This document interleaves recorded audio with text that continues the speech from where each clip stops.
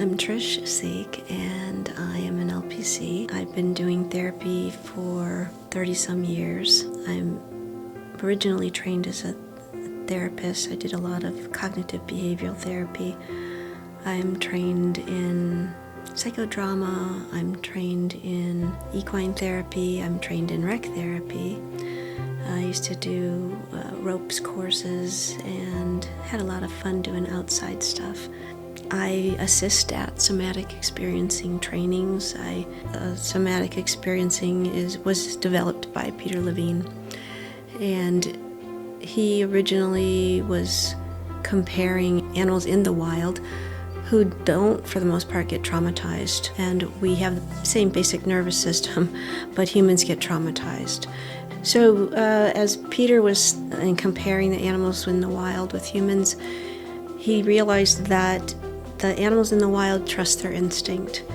And so their instinct is to release any residual trauma or energy that gets caught in the body, and they release it before they move on with their day, so to speak. And so if they're being chased by a predator and they get away, they will let their body shake. They will let kind of strange movements come through their body as their body is working to complete incomplete patterns. And so as Peter was working with humans then, he said, let's try this.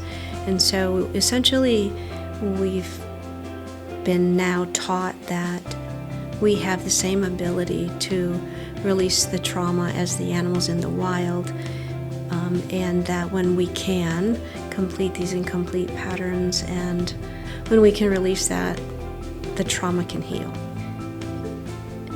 Ultimately, the primary benefits are healing from trauma. Again, depending on where the resident is, sometimes we're laying the foundational work so that they can then move on and continue to do more therapy and then heal that. Somebody who comes in and has, they're stable, they can work in attunement so that they can connect and trust. Somebody who has a good foundation in the work that they've already done to prepare to come here, or they just kind of have that wherewithal within them, we can get right into work and we can work with pretty much any trauma that they've experienced.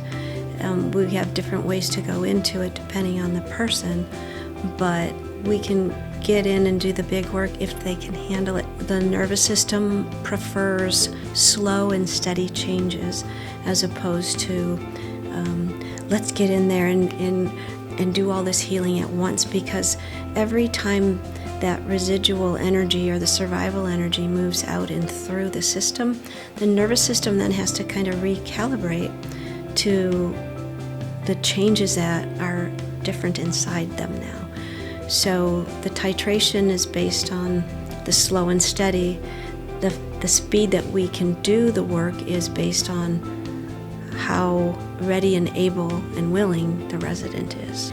The first session is often about can we connect? Like I said, we call that attunement in somatic experiencing, and I believe that's one of the most important pieces of the therapist-resident connection.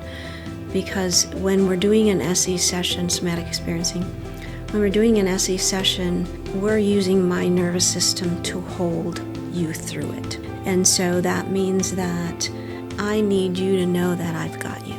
And it's not like I'm going to go over there and grab you. It's just that energetically, I suppose, it's like we're wounded in relationship, we heal in relationship, and can we have this connection to do the session? The session also may or may not involve an education, basic education in somatic experiencing. Some people need that, some people don't really. They just want to get in and do it. That's fine. Some people like, well, when XYZ happens, what's going to happen next? I'm fine with that too.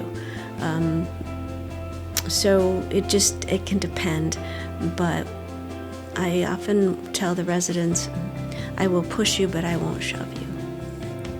So I think that it's important to know that it's not one therapy at Sabino that's going to cure everybody. The whole system works together, and so to do work in tandem, let's say like SE, Somatic Experiencing, and EMDR, that's a nice tandem because they're working brain and body, and we're working body and nervous system, which is brain too, right? That actually has been a nice combination. You will begin to feel relief, even if you're at the place of being in need of stabilization and resource development. You will begin to feel more relief if you can begin to do the foundational work to work on your trauma. You're going to feel relief. Most sessions of mine start with, after the first one, tell me about your progress. The rule outs, if somebody is in need of being very medicated because of like anxiety, we can only do so much work with that because you can't get through the medication to get through to the person or the emotions, the sensations, the feelings. Get curious about yourself. Get curious about what you use for distractions. Get curious about what's happening inside. If you can't go inside and you meet resistance, get curious about that. And as you can, try not to be judging yourself and judgmental, but curious. We often think that, we should have it figured out by now, and I often will tell a resident, you're not going to have it all figured out by dinner time.